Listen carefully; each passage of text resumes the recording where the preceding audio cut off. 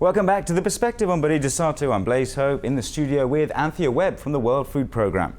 Anthea, the World Food Programme in Indonesia, it's created an atlas showing areas where malnutrition is prevalent. Is that right? That's right. We work with the Food Security Agency of the Ministry of Agriculture as part of a Food Security Council chaired by the President to map what factors are affecting food security across Indonesia.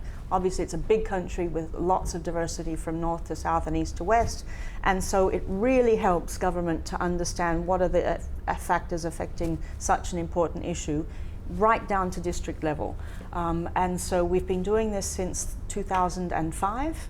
We did another one in 2009, and the last one came out this year, 2015, launched by Vice President. What it shows us is that things are getting better, which is great. In 2/3 of the country's rural districts, you saw an improvement in food security. You saw improvements in poverty in more than 95% of them, improvements in the living life expectancy, and in access to health areas. But that nutrition one stayed fairly stubborn, so that's the one that we're focusing on.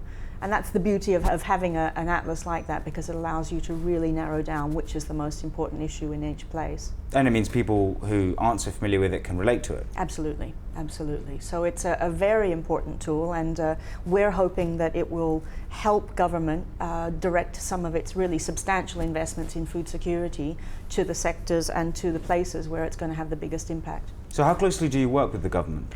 Very closely. We don't do anything that's not in hand with government, with Ministry of Agriculture obviously on this mapping and analysis of food security, with Ministry of Health on nutrition, with the National Disaster Management Agency on preparing for emergencies. We know that there's been a big emergency in Indonesia practically every month for the last 10 years. So this is a fact of life, and our task is really to make sure that those emergencies don't interfere with people's food security for longer than they need to.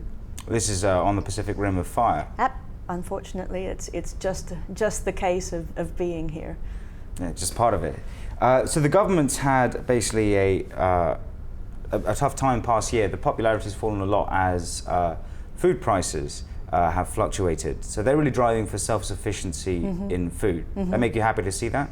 Look, I think what's laudable is the government's focus on food security. There aren't as many governments around the world as focused on it as there should be. So let's give credit for that. I think it's really important.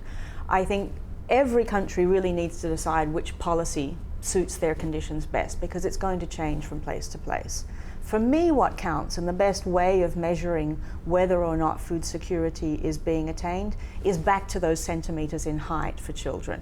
So when you see your food policies resulting in better nutritional status, then you know that you're having an impact. And so that's what I would like to see a little more focus on, less just on availability and more on whether or not Indonesians are able to afford and to consume a balanced diet.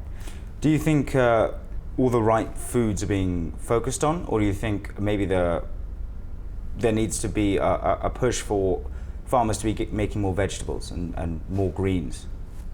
I would like there to be a better availability of all of the foodstuffs, for quality to be focused on, and for access to be made better through better infrastructure, because we have plenty of places where I go out into the countryside where you see fabulous fruits and vegetables being produced and sold along the road, but I can't find the same ones when I go to the market here in Jakarta because the infrastructure isn't so great. So it's a massive problem, and it's one of those ones that most governments really struggle with. Let alone in a country where you have 17,000 islands and so many people with different beliefs. But there is a focus on it, and I think that's the absolute most important first step. But it's going to be a pretty big mountain to scale.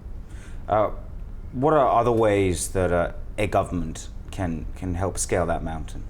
I think it's worth looking at some of the other countries that have done a really good job on it. Brazil often comes to mind because what they've done is put their social protection systems, so the cash transfers and school meals, in touch with local farmers. And what that does is create markets for local farmers while improving education and nutrition outcomes. So if there are ways for you to incentivize farmers to produce more of what's really nutritious, then you can actually get more for your investments in things like health and education and social safety nets. The government's brought in, as a sort of, almost straight after coming into office, social welfare cards for people to get get funds from the government. Do you think that that's helped? Yeah, I think that it's a great first step, because it gives people who ordinarily spend a big portion of their income on food the ability to choose perhaps what's not quite as cheap but slightly more nutritious. And one of the programs that we're going to be looking at in our next portfolio of cooperation will be working with Ministry of Social Affairs, so that those recipients of social protection get also better access to information about nutrition and what's the best choices for their family. Would you see yourself working with the Ministry of Education, or do you already? We already do. And one of the things that we're going to be looking at is how can we take the model of school meals that we've been working on here to a much larger scale. And how can we make sure that, as well as providing food in schools, children also get a better understanding of how important nutrition is and what makes up a balanced diet. Well, we've got to go to break now, but stay tuned to The Perspective. We'll be back with Anthea Webb from the World Food Programme. Stay tuned.